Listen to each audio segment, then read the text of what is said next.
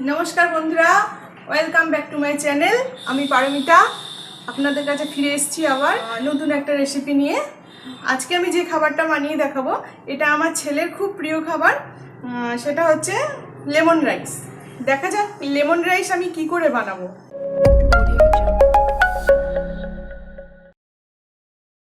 Lemon rice बानानोर जोन्नो आमी एखाने 500 ग्राम चाल जले भिजिए रेखेछि।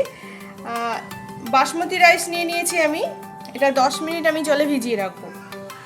রাইসটা বানানোর জন্য আমি জল ফুটিয়ে নিচ্ছি।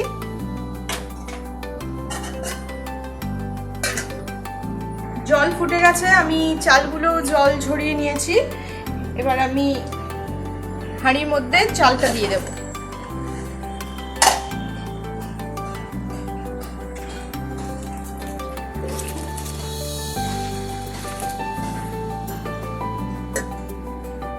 ভাতটা ফুটে উঠেছে, এবার আমি একে একে নুন এবং হলুদ আর এই মটর ডাল অল্প পরিমাণ দিয়ে দেব।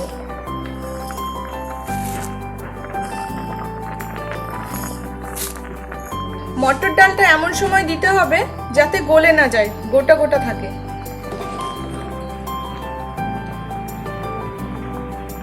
ভাতটা হয়ে গেছে, এবার আমি ভাতের ফ্যানটা ঝরিয়ে নেব। দেখো বন্ধুরা, ডালগুলো কিন্তু গোটা গোটা আছে, ভাঙেনি, জাস্ট সেদ্ধ হয়েছে। ভাতের ফ্যানটা ঝরিয়ে নিয়ে আমি ঝরঝরে ভাত করে নিয়েছি। লেমন রাইস বানানোর জন্য এবার আমি ফ্রাইং প্যান নিয়ে নিলাম একটা। এটা গরম হওয়ার জন্য অপেক্ষা করব। প্যানটা গরম হয়ে গেছে, আমি এবার এর মধ্যে অলিভ অয়েল দিয়ে দিচ্ছি। যাদের কাছে অলিভ অয়েল নেই তারা সাদা তেলও ইউজ করতে পারে।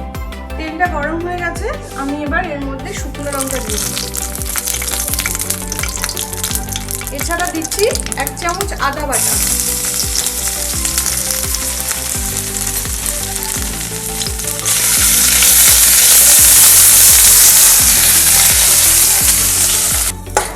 এরপর আমি দেব কালো সর্ষে এবং কারি পাতা।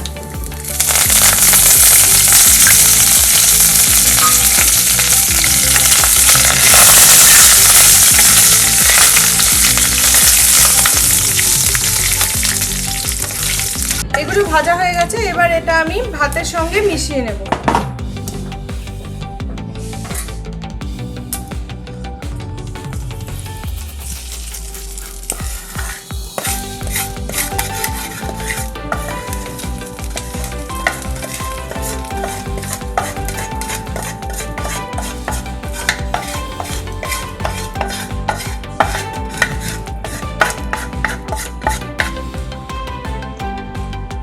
এবার এর সঙ্গে এই ডাস্ট হিং আছে, আমি কিছুটা হিং ছড়িয়ে দেবো ভাতের মধ্যে।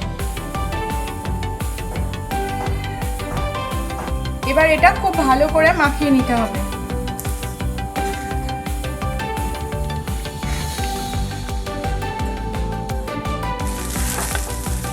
এবার ভাতগুলো আমি নেড়ে চেড়ে একটু গরম করে নিচ্ছি এবং সব শেষে যেটা করব সেটা হচ্ছে লেবু।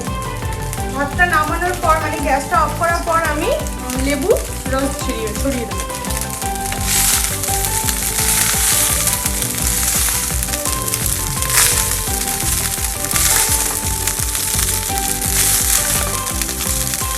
এবার আমি সবশেষে লেবু মিশিয়ে নিচ্ছি।